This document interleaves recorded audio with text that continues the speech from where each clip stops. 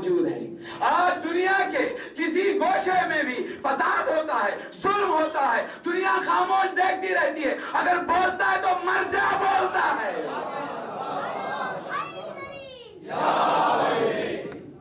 کوئی نہیں بولتا, ساری دنیا تماشا بنی بیٹھی ہے, دیکھتی رہتی, ظلم ہوتا رہتا ہے, خاموش رہتے ہی. کوئی بولتا نہیں ہے. بولتا ہے تو وہ بولتا ہے جس نے بولنے والے کو مانا ہے.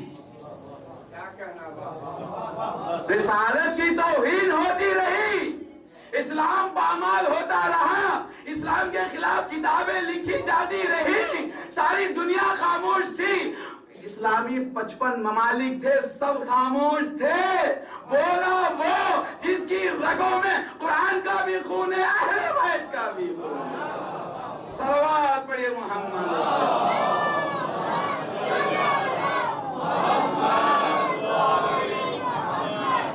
کہا جائے, بولا جائے, صحیح غلط بتایا جائے. خاموشی صرف ایک روزہ تھا خاموشی کا. جناب مریم کی خاموشی کا ایک روزہ تھا. ہمارا روزہ خاموشی کا روزہ نہیں ہے. حق بات ہے تو بولنا ہے, بولنے میں ذرہ برابر بھی جھجک نہیں ہونی چاہیے. اب خاموش کو لیا, نتیجہ کیا وہ سنیں گے آپ عزیزو؟ خاموش کو لے لیا, خاموش قرآن کو لے لیا, قرآن کو رکھا, تفسیر اپنی طرف سے شروع کر دی. آپ سمجھ میں آیا کہ 73 فرقے کیوں ہوئے؟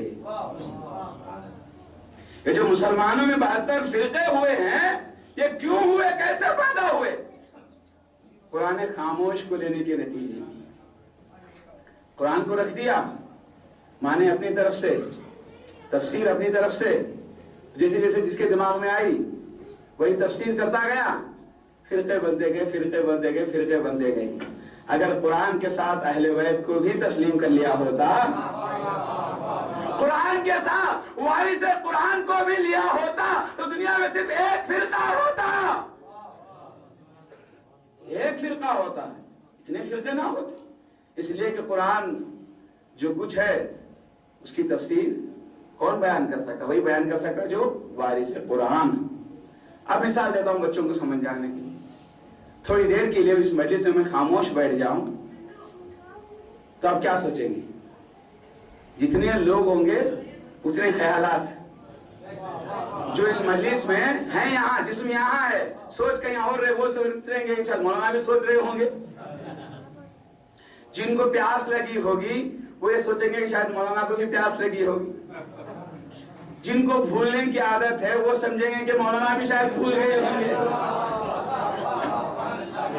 خاموش میں بیٹھا ہوں, تفسیر آپ کر رہے تو اچھا کر رہے ہوں.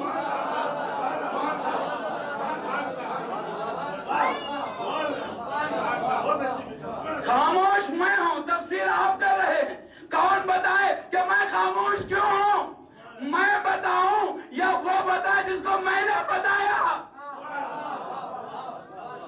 قرآن خاموش ہے تو تفسیر کرنے کا حق مسلمان کو نہیں. تفسیر وہ کر سکتا ہے جس نے قرآن نازل کیا, یا وہ تفسیر کر سکتا ہے جس کا علم خدا نے ان کو عطا کیا ہے.